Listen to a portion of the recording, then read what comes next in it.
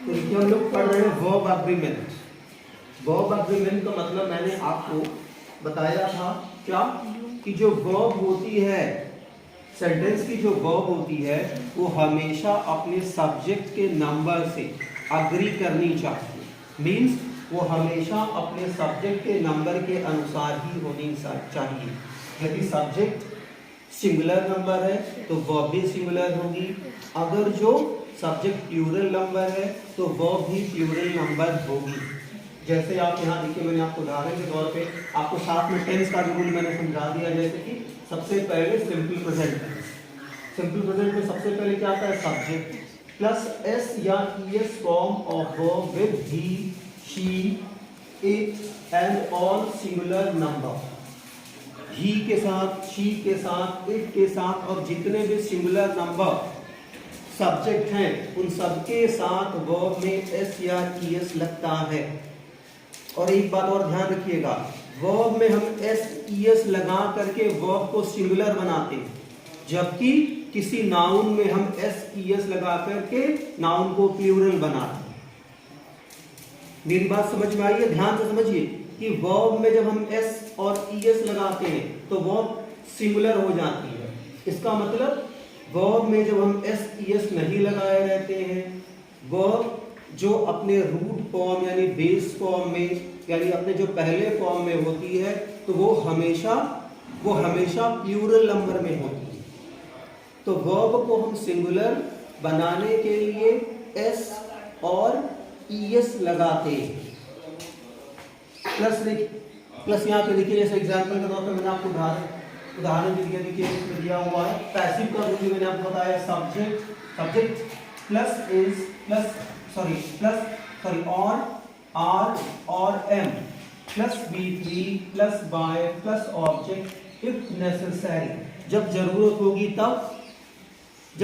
होगी तब हम जो है बाय प्लस ऑब्जेक्टिव केस लगाते हैं प्लस अदर। जैसे आप एग्जांपल लेते हैं, राम खाना खाता है, राम ईट्स फूड। हमने वर्ब ईट में एस लगाया है, क्यों? क्योंकि ये राम है, ये क्या है, ये सिंगुलर नंबर है। चूंकि ये सेंटेंस का सब्जेक्ट है, हेड वर्ड है और ये क्या है, ये सिंगुलर नंबर में है, इसलिए हमने वर्ब जो प्लूरल थी, जिसका रूट फॉर्म या बेस फॉर्म प्लूरल था, उसको मैंने सिंगुलर बनाने के लिए एस इसमें लगा दिया, तो बन गया राम ईट्स फूड। राम क्या खाता है, खाना। तो ये पैसिव का सब्जेक्ट हो गया, जो एक्टिव में ये ऑब्जेक्ट था। एक्टिव में ये क्या था, ऑब्जेक्ट। पैसिव में ये क्या बन गया, सब्जेक्ट बन गया।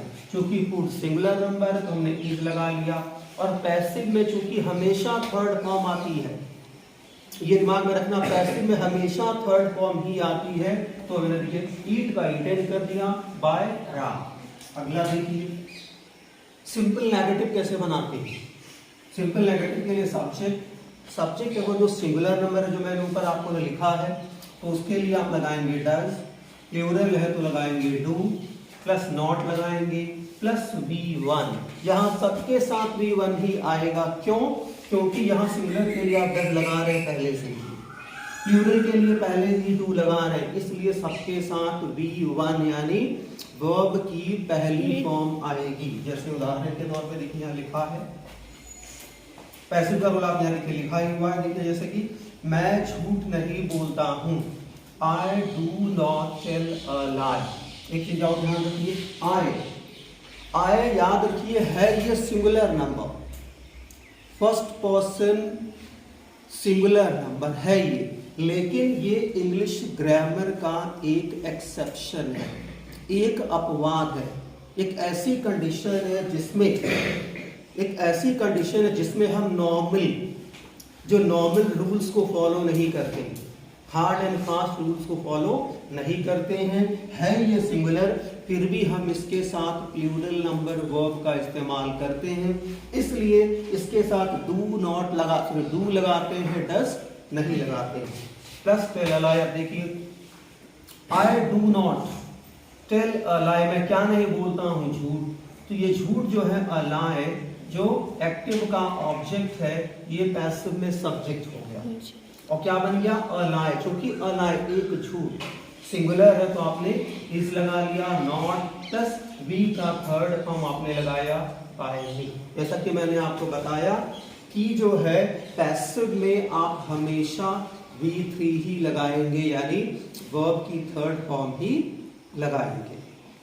देखिए मैंने दो एग्जाम्पल आपको यहाँ दे रहा हूं, जैसे कि वे चाय नहीं पीते हैं, दे डू नॉट टेक और सिप और हैव टी। आप किसी चीज को, खासतौर पे कोई खाने वाली चीज के लिए, पर्टिकुलरली किसी लिक्विड को, जैसे चाय, कॉफी, कोई ड्रिंक और कोई सॉफ्ट ड्रिंक और लेने के लिए हम जनरली टेक का भी इस्तेमाल कर सकते हैं, सिप का भी इस्तेमाल कर सकते हैं, हैव का भी इस्तेमाल कर सकते हैं। ठीक है, यहाँ पे देखिए दे डू नॉट, दे चूंकि प्लूरल नंबर है इसलिए डू नॉट प्लस टेक या सिप या हैव प्लस टी आ गया। यहाँ देखिए T is not taken oblique have, सिप ऑब्लिक हैव। यहाँ देखिए मैंने जो है एक्टिव के सब्जेक्ट को हमने बाय और देम करके नहीं लिखा, उसको नहीं दिखाया। क्यों? क्योंकि दे जो है एक ऐसा सब्जेक्ट है, दे एक ऐसा सब्जेक्ट है, ठीक है, ध्यान देना आपको। दे जैसे पुलिस और भी कुछ वर्ड मैं आपको यहाँ लिख के दिखा रहा हूं, जैसे कि someone, somebody, ठीक है। इस तरह के अगर वर्ड्स आते हैं जैसे कि एनी, बॉडी, यहां तक कि वी को भी हम इसमें रखते हैं, ठीक है। इस तरह के जब इस तरह के जो है प्रोनाउंस या इस तरह के जो है वर्ड्स अगर जो किसी एक्टिव का सब्जेक्ट हैं तो पैसिव में जब हम उनको लिखेंगे तो उन पैसिव में उनको हमें दिखाने की जरूरत नहीं होती, बाय का इस्तेमाल करके प्लस उनके ऑब्जेक्टिव केस का, उसी में आपका दे ही रहता है, ठीक है। क्योंकि ये किसी आइडेंटिफाइड पर्सन को ये शो नहीं करते, किसी ये आइडेंटिफाइड यानी किसी ये पर्टिकुलर पर्सन को शो नहीं करते, या जिसको करते हैं उसकी आइडेंटिटी यानी पहचान बहुत क्लियर नहीं होती है। इसलिए जब हम इस तरह के ऐसे सेंटेंस जिसमें इस तरह के वर्ड्स आए रहते हैं तो जब हम उनकी पैसिव बनाते हैं तो बाय प्लस इनको नहीं लिखते, जैसे मैंने आज के नहीं लिखा, टी इज नॉट टेकन और सिप्ड और हैड, यही सेंटेंस खत्म हो गया। अगर आप बाय दम लिखेंगे तो सेंटेंस गलत होगा।